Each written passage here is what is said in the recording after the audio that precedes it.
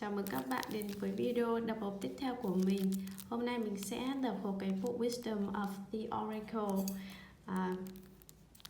Ở ngoài thì nó nguyên đai nguyên kiện như thế này. Giờ mình bắt đầu mình bóc ra nha. Ok. Có lẽ là không cần kéo đâu. Xin mời các bạn hãy lắng lòng tập trung nhìn vào những lá bài để xem mình có kết nối với lá bài hay không. Nếu mà bạn cảm thấy kết nối với lá bài này thì hãy mua hàng au để ủng hộ tác giả nha. Ok. Colette Baron Red. Tôi mình đọc cái chữ trên này nha.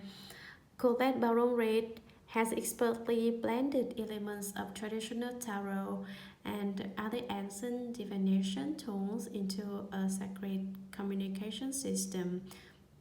Wisdom of the Oracle. The Oracle, whose face gazes out from every card, acts as an intermediary between you and spirit, telling you of your fate and destiny. This 52 card deck will allow you to interpret her messages about all aspects of your journey. With over 250 independent meanings that can speak to an unlimited number of circumstances, imagery of animals, the elements of nature, and other potent symbols will touch you deeply so that a soulful dialogue about your life can take place. The oracle is waiting for you to consult her so you may receive answers and know the way forward to peace, purpose, prosperity and love. Ok, đây là mã QR. Các bạn nếu mà cần thì các bạn có thể scan nha. Mình sẽ để thật gần để các bạn có thể dừng lại video và scan. Ok, bây giờ mình sẽ mở ra nha. Đây ví dụ như là mình nhìn hộp này thì nó thường là to, cái bộ Oracle bao giờ thường nó to hơn một chút đúng không ạ? Đây này, to hơn, ví dụ mình cho bộ Vice Versa Tarot thì nó to hơn được một ngón tay. Và tất nhiên là kích thước thì nó vẫn bé hơn cái bộ bao hàng au đúng không ạ? Ok, đó. Bộ Oracle này thường là cái to như thế này mình thấy là khá là dễ đảo. Nó sẽ 6 bài. Nó sẽ 6 bài. Ok, 52 bài bộ. Ở đây mình rút ra.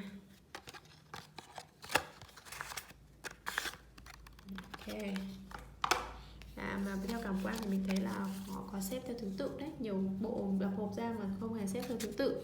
Còn bộ này thì có xếp theo thứ tự. Đó, và đằng sau thì là mặt người đúng, nhưng mà hình như con ốc nhỉ. Mình nhìn qua nhìn như kiểu hai con ốc ấy, nhưng mà nó chính là một cái mặt người đấy. Đây là mình nhìn gần này này. Đó là cái mặt người, các bạn nhìn thấy không? Mặt người đó. Rồi rất là nhìn từ gần thì mới rõ. Và nhìn qua xa thì là như hai con ốc ấy. Và có chữ là gì? Ask and know đúng không ạ? Rất là tinh tế đúng không? Ask and know đúng không ạ? Xin mời các bạn là lắng lòng này, tập trung để cho tâm trạng tâm hồn thanh thản, thoải mái nhất để mình nhìn vào lá bài xem mình có kết nối với lá bài này không nha. Giang là số 1 này, Giang. Và cái này tất nhiên là những cái bộ như này mà nó ngắn gọn như thế này thì mình bắt đầu mình buộc phải mình phải đọc guidebook, mình đọc guidebook để mình hiểu được từng lá bài nói gì nhá. Cái bài này cái guidebook rất là hay. Yin, Between Worlds. Cái mình mua cái bộ này không phải mình thích hình mà bởi vì mình thích cái guidebook. Từng cái lá bài này sau đằng sau nó là cái ẩn ý cũng rất là hay. Higher power đúng không ạ? Còn hình thì cũng cảm thấy là cũng không có gì là phải là quá là nổi bật đặc sắc. Orphaned. Not for you. Ok, nếu như bạn nào một cái câu trả lời về tình cảm mà not for you một cái thì sao? Thì biết ngay câu trả lời là gì đúng không? Nope. Đúng không? Nhìn gần này. Nope. Nếu mà vớ về câu nào mà có câu này thì rõ nhất rồi đúng không? Không phải đấy, không phải dành cho bạn. To see to the sea.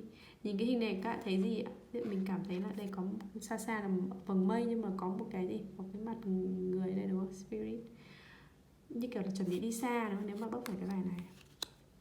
The tribe, nó tinh tế ở cái chỗ là nhìn vào cái hình này đúng không?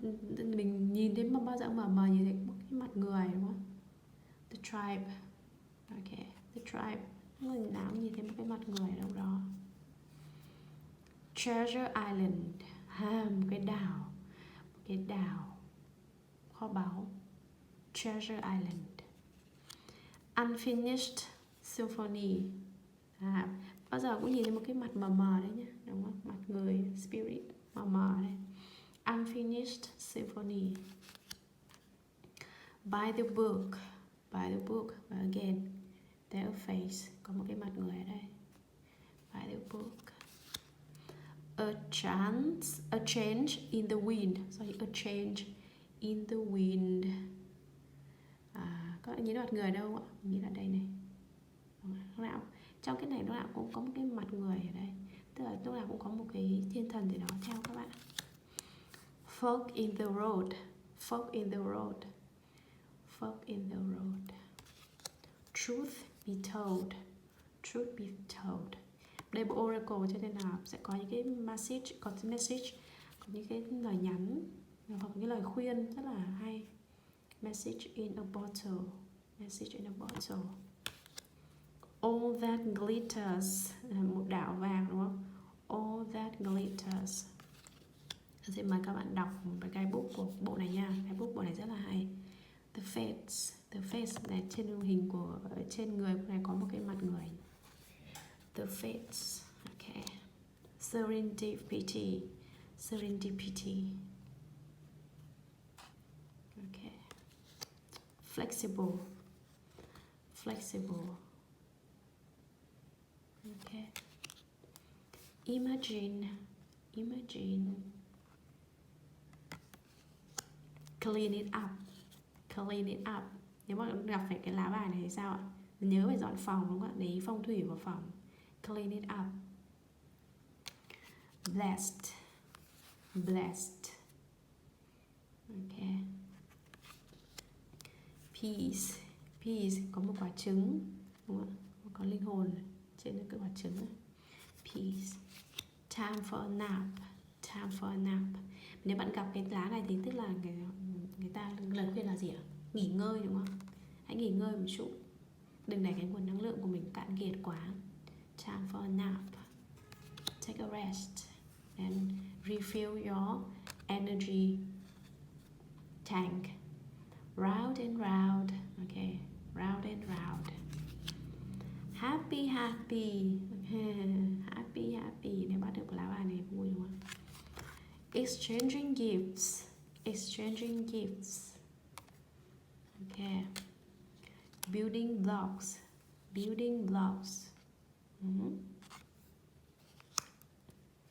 Breathe.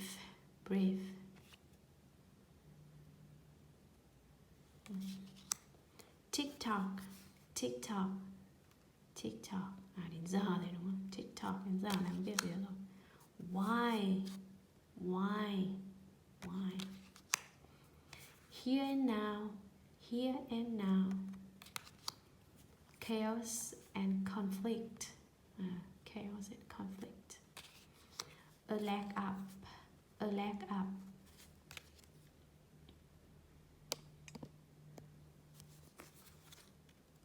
Loyal heart.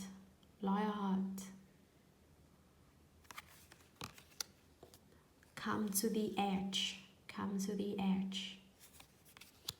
Never ending story. Mình nhìn cái lá này với cái lá Unfinished Symphony, mình cảm giác nó cứ giống nhau. Never ending story. To be fair. Cái lá này thì chính là cái lá trang bìa đúng không? Chính là lá trang bìa đó. Ok, to be fair.